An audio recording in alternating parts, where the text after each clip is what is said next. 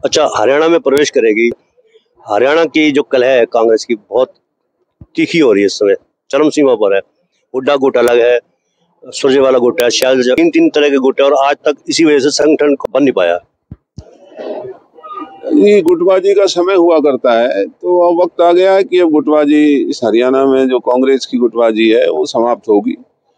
रहा सवाल जो राहुल जी की यात्रा का है, तो उसमें मैं तो ये मानता हूँ कि कांग्रेस ही नहीं, तमाम हरियाणा के दूसरे दलों के लोग भी राहुल जी की भारत जोड़ो यात्रा को देखना चाहते हैं, उनके साथ जुड़ना चाहते हैं। और ये अकेले कांग्रेस जनों के लिए ये भारत जोड़ो यात्रा नहीं है, ये देश के सभी लोगों के लिए है। देश में जो पढ़े लिखे लोग हैं, जो देश के जो बुद्धिजीवी वर्ग है, देश में जो डॉक्टर्स हैं, साइंटिस्ट हैं, जो फौज के हमारे बड़े अधिकारी हैं, जो कॉलेज के प्रोफेसर्स हैं, उन सब से इस यात्रा के दौरान मुलाकात की जा रही है। तो ये अकेले कांग्रेस के पार्टी के लिए यात्रा नहीं है, ये यात्रा भारत जोड़ो यात्रा पूरे देश को जोड़ने की एक बहुत बड़ा एक कार्यक्रम ये बना हुआ है। और हरियाणा की गुटबाजी भारत जोड़ो यात्रा में कहीं भी कोई रुकावट पैदा नहीं कर पाएगी। 2024 भी आ रहा है, सीएम फेस कौन होंगे क्या कांग्रेस की तरफ से? आज हरियाणा को कांग्रेस को अभी इतने पहले ये बताने की अभी कोई जरूरत नहीं है कि सीएम फेस कौन होंगे।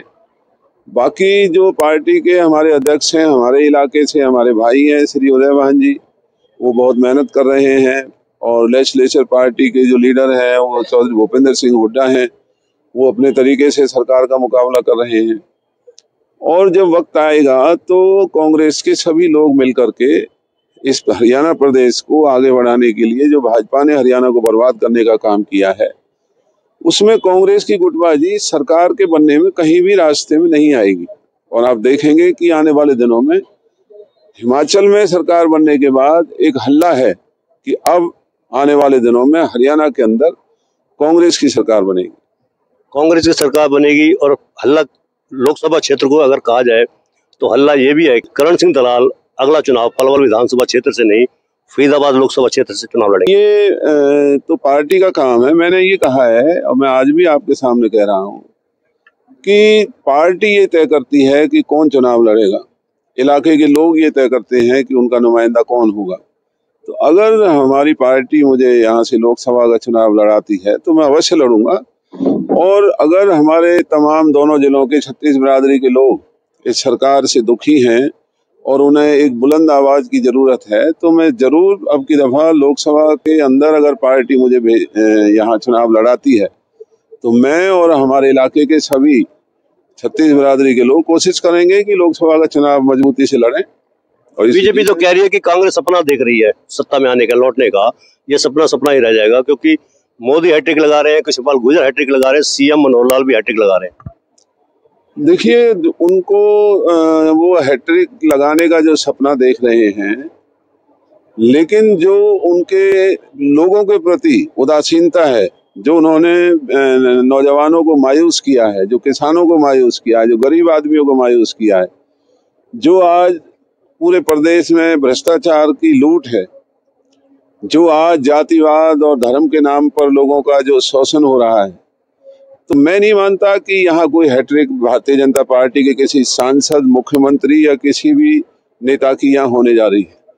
आप देखेंगे कि लोकसभा और विधानसभाओं में भाजपा के ये जो नेता आज आसमान में उड़ते हुए नजर आ रहे हैं, ये धरती की धूल चाटते हुए नजर आएंगे।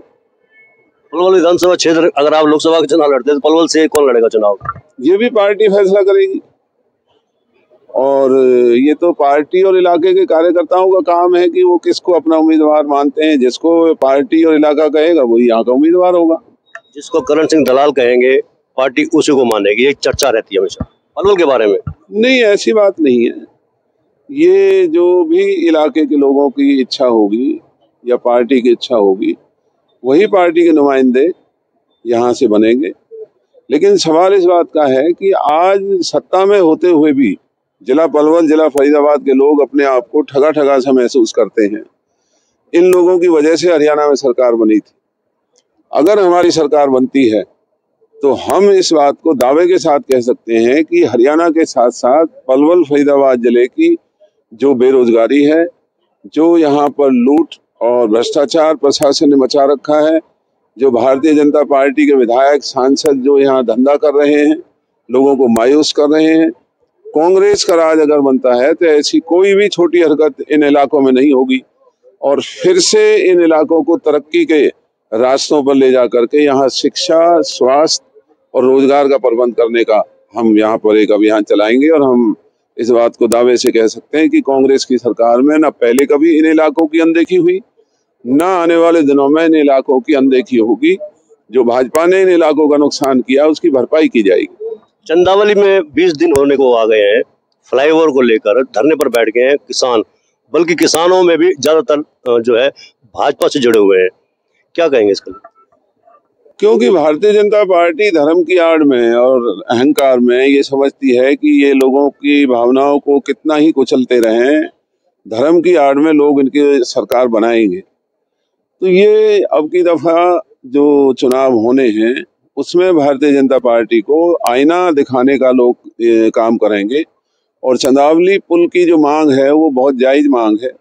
उस मांग को सरकार को फौरन मान करके और लोगों को वहां धरने से उठाना चाहिए और लोगों को आश्वासन देना चाहिए कि जो वो पुल चाहते हैं वो पुल वहां पर बना दिया जाएगा। गदपुरी टोल को लेकर क्या आज का स्टेटस है? क्योंकि 1 महीना आपने लड़ाई लड़ी है आंदोलन के जरिए, आप कोर्ट के जरिए लड़ाई लड़ रहे हैं आप, अब ताजा स्टेटस क्या है?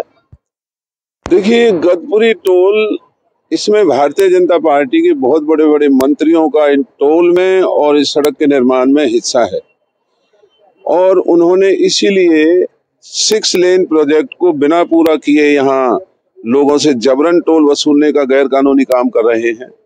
हमने लोगों के माध्यम से विरोध किया और अब हाई कोर्ट के अंदर जो याचिका मैंने दायर की है उसमें भी हमने ये आरोप लगाए हैं। और हमें इस बात की बड़ी खुशी है कि हाई कोर्ट ने जो लोकल कमीशन अपॉइंट किया और जब वो कमीशन यहाँ आया और उसने यहाँ के हालात को देखा तो वो बहुत इस बात से नाराज थे कि ये तो वाकई लोगों के साथ बहुत बड़ा धोखा हो रहा है, लोगों के साथ अन्याय हो रहा है कि 6 लेन प्रोजेक्ट बना नहीं और 3 जगह इस इलाकों में टोल लेने का, और टोल भी जो ट्रैफिक और कानून के नियमों से होना चाहिए वो ना होकर के टोल की दरें भी बहुत ज्यादा लोगों से ली जा रही हैं और लोग 12 साल से जाम में फंसे हुए थे।